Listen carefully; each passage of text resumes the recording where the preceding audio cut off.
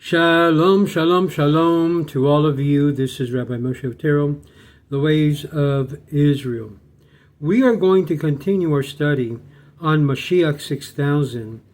And as we approach the end of Pesach, as we will be reading in Yecheziel chapter 37 about the dry bones, a true reflection of the time of Mashiach, when in fact it indicates in this Torah that we will be reading at the end of Pesach.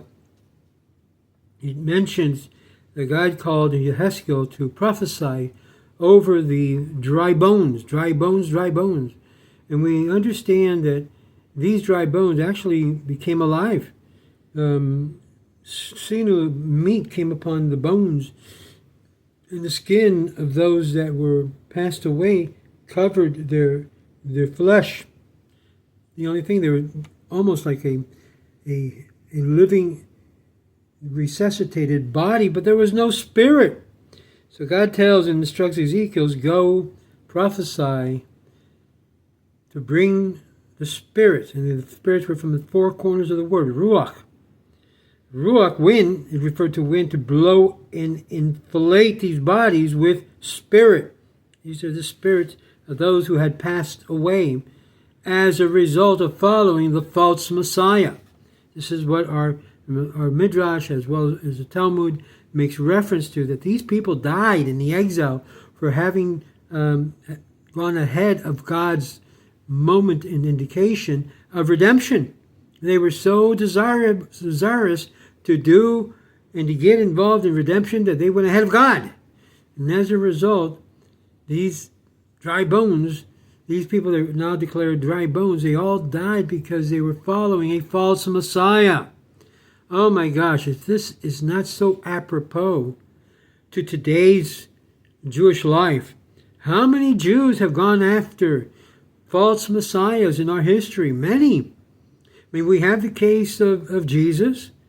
Many call him Yeshua.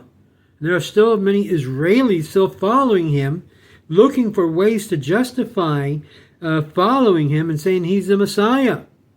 But he's not the only one that has failed and not reached the fulfillment of Bible prophecy as the true Messiah. Just of recent, we have a whole entire movement who tried to catapult a man who basically they called the Rebbe, Mamash, who basically died of a massive heart attack and did not arise from the dead. He is still buried in New York, and yet there are so many followers of his who believe that he's the Mashiach, that he was the last Moshe Rabbeinu of our generation. Listen very closely.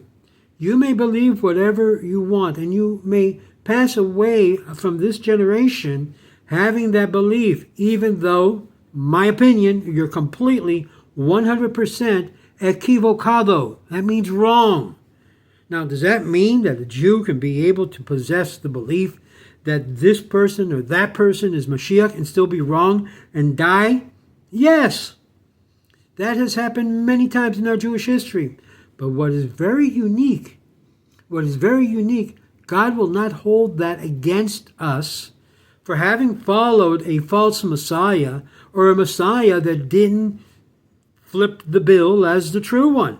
Just the opposite. This portion of the Torah portion of this week mentions very clearly that God had mercy upon these bones. Their intention was placed right.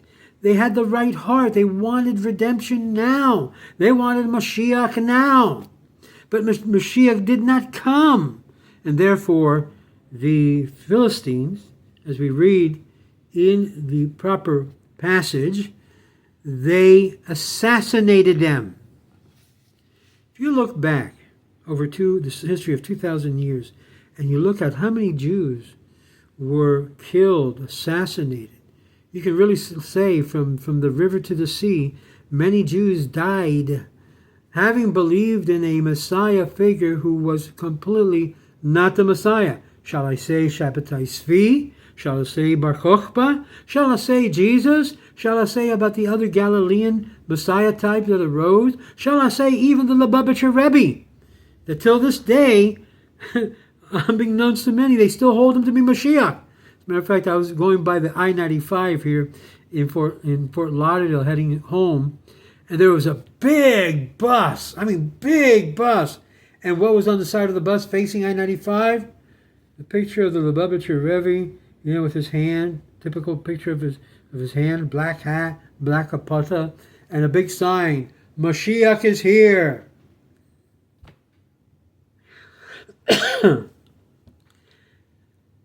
You can sell that bill over and over again because it's the same one Christianity sold the whole world. As a matter of fact, I would say that Christianity was more original in selling their Mashiach than today's Chabadniks. I'm sorry to say so, but they're only copying what was there previously. And if you compare both of them, they're right there, head in head in comparison. I know many of my Jewish friends doesn't like me saying this, but the reality is, it's the case, my friend. If you want to follow a Messiah type, look what Christianity does. They put an icon. Think about this. They put a picture of Jesus everywhere, their churches, their house of worship, their homes even. They even have a Passover type of meal called the Final Supper. Same thing, you'll see a picture of the Lubavitcher Rebbe with all of his Talmidim around the table celebrating Passover. My friends, if we haven't come to realization yet that we're just repeating the same mistakes that we have had to repeat in the past. You have a man that basically says he's God in the flesh. You have people today in the Jewish world calling the Lubavitcher Rebbe the very presence of the divine in a human body. That's what they say.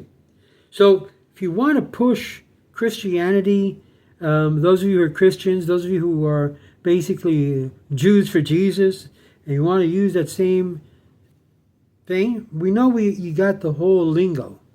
Obviously your lingo was not correct the first time around. But now that you're copying Chabad, now it's getting more closer to the lingo. The thing is, whether it was the first century or whether it is the present century, Mashiach has not yet come. Do we want him to come? Obviously. Christians want him to come too. So does Chabad want their Rebbe to come too. And I'm sure that if there's any survivors of Shabbatai Zvi, his disciples over there in Turkey want him to come too. Everybody wants the Mashiach to come. Problem is that all that have come to pass are considered false, fake, and un-Mashiach. In other words, they're not the Messiah. Well, the Chazon Ish says something very interesting regarding this last exile that we're in, the Ishmaelite exile. Truth shall sprout from the ground, it says in Psalms 85:12. Will man rise to the challenge? I think so. If anything that we're seeing in this world, especially with this government, is that everything that told us that was true was false. Our government had been lying to us, and they're still trying to cover up the lie that they've been involved in. And yet truth has a way of springing out and sprouting out from every corner of the world to let us know what is really happening. Chazon Ish explains in fine details this phenomenon of man's habituation to so seemingly natural miracles around him. If a person is spiritually inclined and happens to be in the moment of serenity, free of hunger, of desire, if his eyes is electrified by the views of heaven on high and the depth of earth, and he is moved and shocked, for the world seems to him like an unsolvable, concealed, wondrous enigma, for his heart has seen much of what can be carefully discerned beneath the sun. Thus, those aspects of existence that show clearly that the world that confronts him was constructed with a plan that was worked out on and figured out in advance, and therefore we see in advance as if a wise engineer drew the plans for the world before it was created. And this we read it in Emunah Ubitachon, chapter 1, verse 1. A person who's free of materialistic cravings can readily see the infinite wisdom and the endless beauty of creation. From this he will be able to draw tangible relief in the existence of God. And this, my friend, is the first one of the first principles, and I don't know why I feel that we may have missed a very important principle here, which is the first principle that we just covered here in these few minutes. Make sure I'm right here. Yep. And it's the first principle that contemplating the world and discovering its creator will realize the truth of the matter. Now there's a second principle that we're going to take a look at right now. It's called signs, wonders, and the supernatural occurrence. Ultimate purpose of the 10 plagues in Egypt is the splitting of the Red Sea. That the Holy One, blessed be He, brought us against Egypt was to reveal that it is possible to see the very power of God through changes in the forces of nature in addition to its normal laws.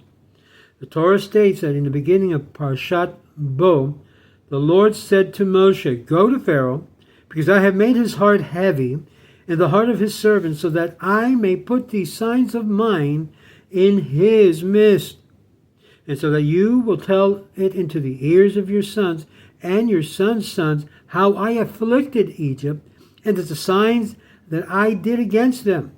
Then you will know that I am the Lord your God, that I am the Lord." Exodus chapter 10, verse 1 through 2. Even at the time of the exodus of Egypt, there were those who thought that the world came into existence on its own. Boom, it just, poof, came here by itself. The splitting of the Red Sea proved the existence of a creator. And when he so wills it, the water flows. And when he so wills it, they stand up like walls in the middle of the sea. If there was no creator, could water act contrary to its inherent quality of nature and stand like a solid object, erect? And if so, how did the water revert to its usual liquid state precisely when the Egyptians were going to cross through the path in the sea and the Israelites were already on the opposite side of the shore? This can only happen if someone was orchestrating those wondrous events. The reactions of the nations living in the vicinity described in the Torah said that when the chieftains of Edom panicked, the strong men of Moab were seized by trembling, and all of the inhabitants of Canaan melted. Dread and terror fell upon them. Exodus chapter 15, verse 15 through 16. What is it with the nations that every time Israel arrives, the nations tremble of fear of them? They tremble. They're afraid. They're afraid of the Israelites. They're afraid of the Jewish people. And thus they react with a desire to destroy them all, because we have become, as it were, a menacing to their lives. When, in fact, if you realize why God has raised the Jewish people at such a moment, it is to bring blessings upon this world, not the opposite. And yet, time after time again, they seek to unalive us. At the beginning of Sefer Yehoshua, we read the Rachav tells the spies who were sent as messengers of Joshua or Yehoshua that the dread of you has fallen upon us, and that all the inhabitants of the land have melted before you. For we have heard the Lord dried the waters of the Red Sea before you. We have heard. We heard, and our hearts are melted. No man's spirits can rise any longer from before you. For the Lord your God is the God of heaven above and of earth below. Yehoshua chapter 2, verse 9 through 11. What an incredible purpose we Jews have in facing the nations of the world, to have them become believers in the one God, not negators in the one God. 40 years after the event, mankind still trembles at the thought of the splitting of the Red Sea from the wondrous suspension of the law of nature. This miracle demonstrated that there is a creator, there is a God over all of us, and that he rules the world and nature. And here we go into the third principle. Because he spoke with you panav v'panav. He spoke to you face to face. He didn't hide his face. He spoke to the children of Israel face to face. The first two principles we mentioned requires man to build his faith through his own resource, be it through his contemplation of creation or recognition, be it through the creation or recognition of a miracle that falls outside the law of nature. But this third way was to strengthen faith in contemplation of the revelation at Sinai. This third way is essentially different from the first two, for it involves not only belief but actual knowledge, to know the Lord thy God. That is, it involves knowledge based on seeing. I saw with my eyes. Witnesses who have seen a particular event knows that it occurred, and they don't merely believe it happened. I know, I saw it. This is how it transpired. God elevated those who departed from Egypt, several millions in number, to the highest level of prophecy and comparable to that of Moshe Rabbeinu, Moses, our teacher. They had a privilege of hearing the first two commandments. I am the Lord your God. You shall have no other gods before me. When you take a look at this passage, you shall have no other gods before you. It's a word that should not surprise most of us.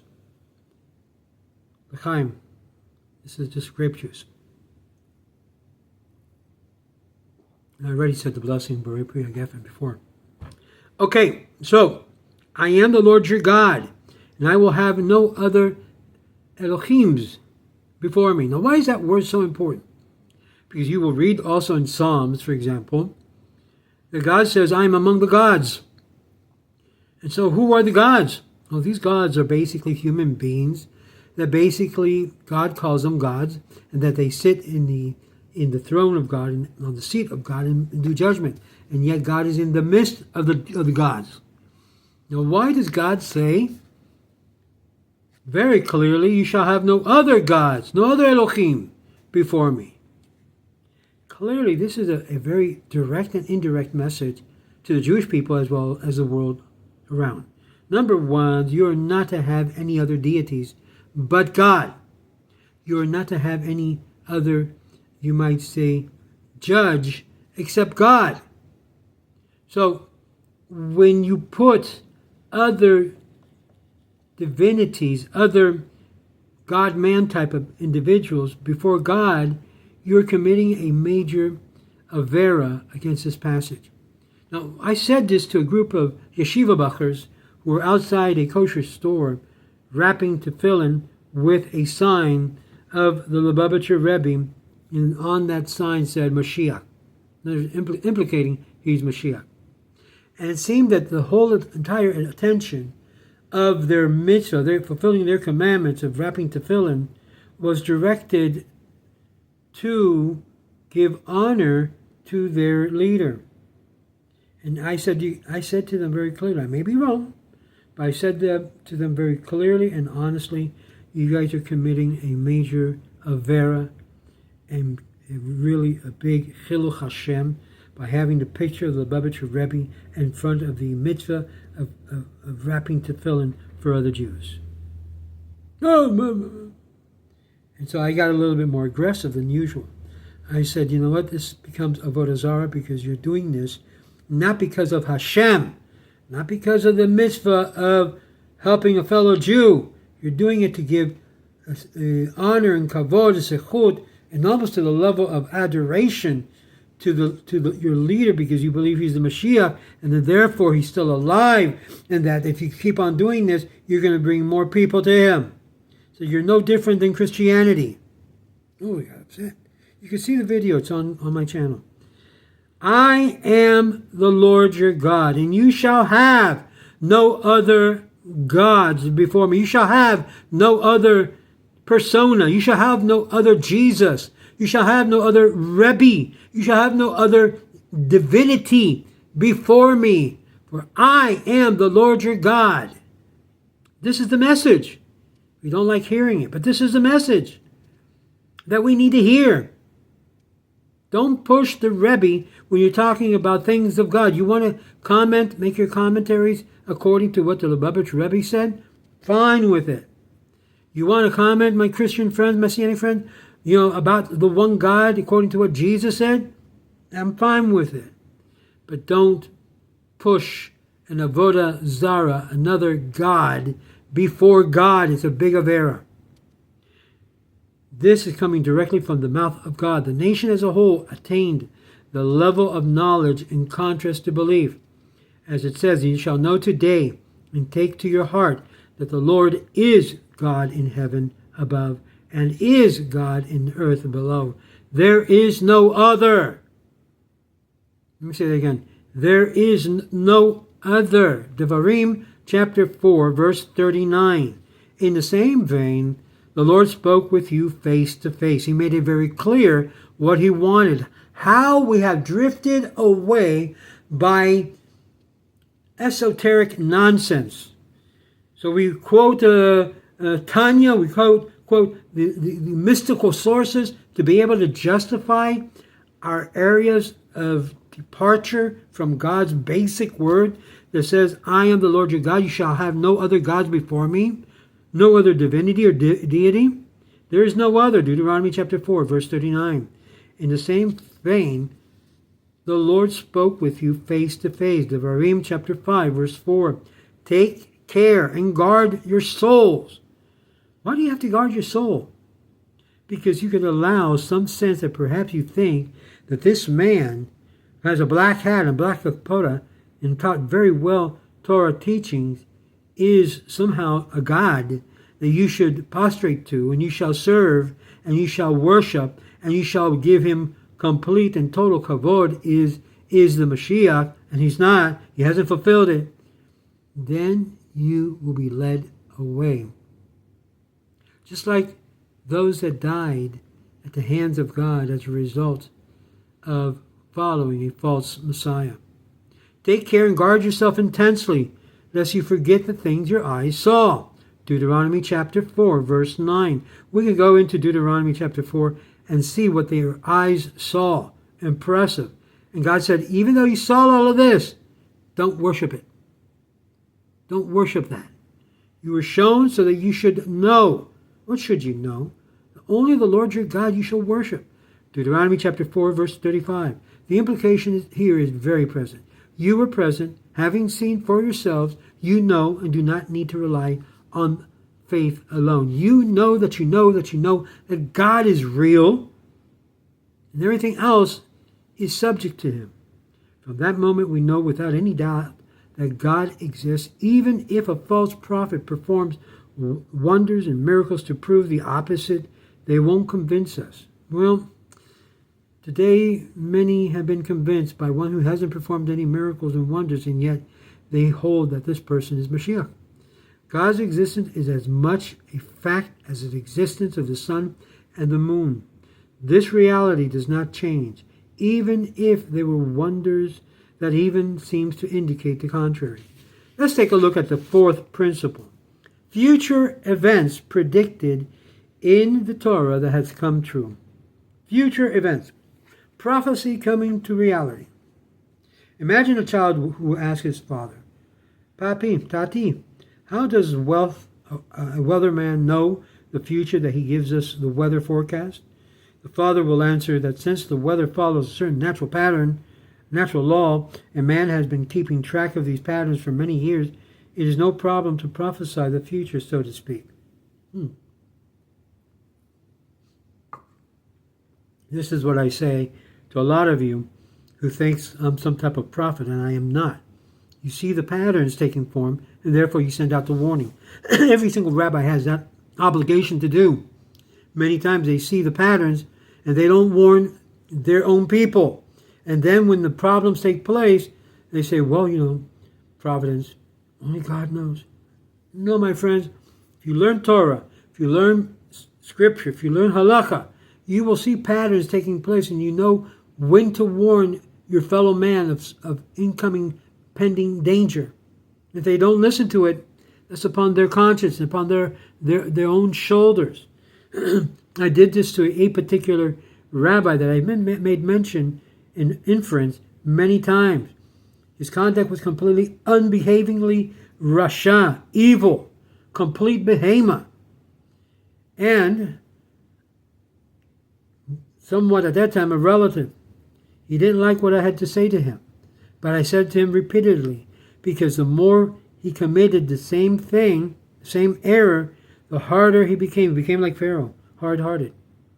Finally, after my last warning to him, I said, you're going to lose your shul if you don't change. God wants us to change.